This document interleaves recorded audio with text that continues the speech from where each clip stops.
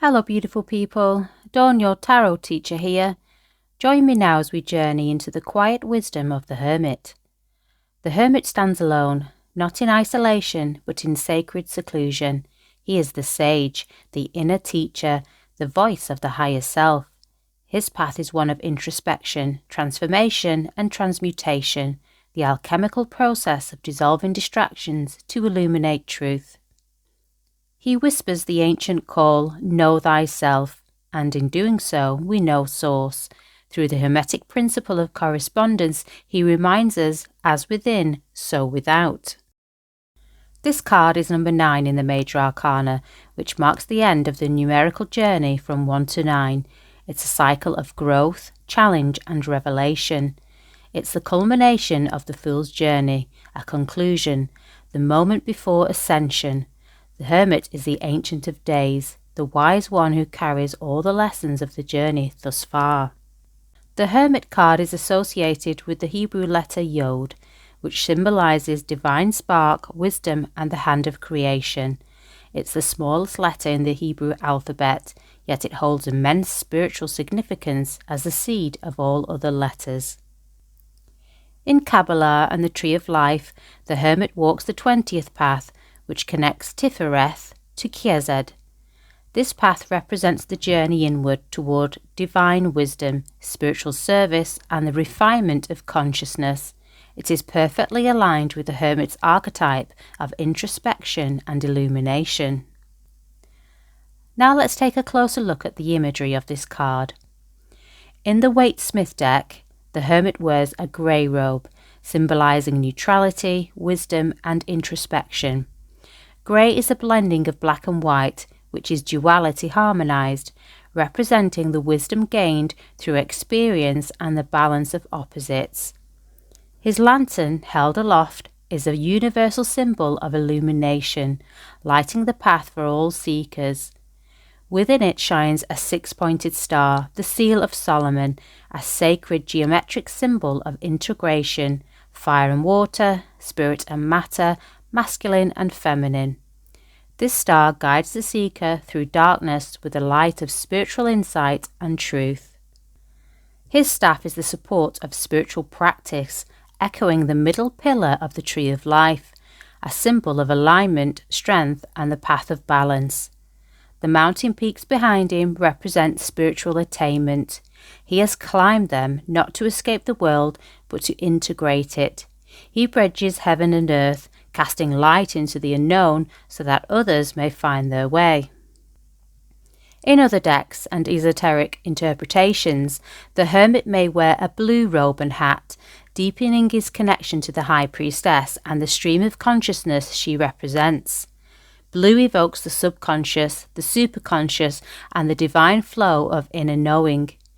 Woven with grey, it speaks to the harmony of polarity and the wisdom of integration.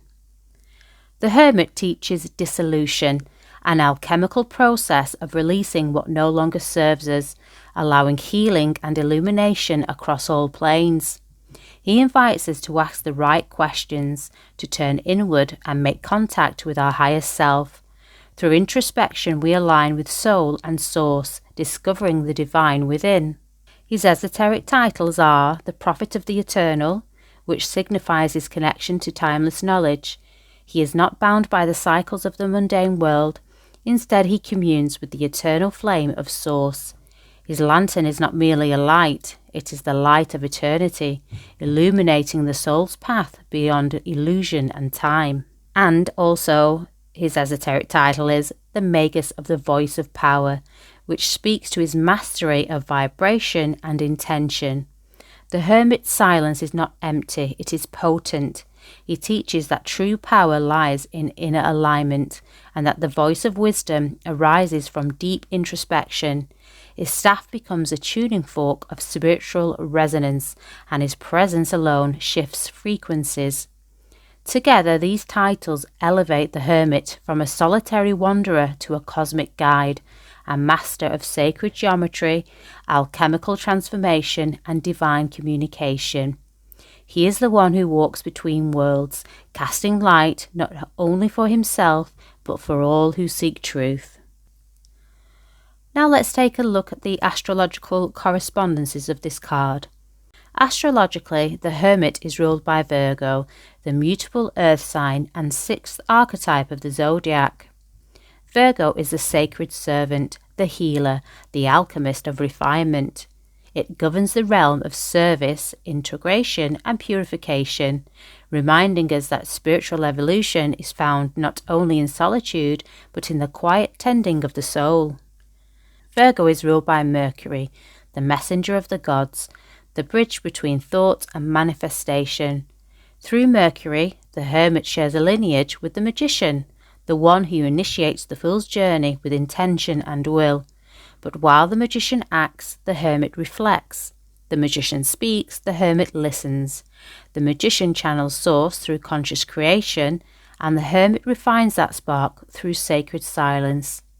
The Hermit is also linked to the Hierophant, another bearer of the title Magus, the spiritual teacher who transmits divine wisdom. Together these archetypes form a trinity of sacred knowledge, the Magician as the initiator, the Hierophant as the transmitter, and the Hermit as the integrator. The Hermit is the Magus of the voice of power, not because he speaks loudly, but because his voice echoes from the depths of truth. His power is not in persuasion, but in presence. He teaches us that wisdom is not always taught, sometimes it is remembered, and in doing so we reclaim our divinity. The core meanings of the Hermit card are illumination, introspection, revelation, realignment, and dependability. This is the card of the seeker, the one who turns inward, not to escape but to evolve. The Hermit teaches us that true illumination doesn't come from external light, but from the spark we nurture within. Through introspection, we uncover revelations that realign us with our soul's truth.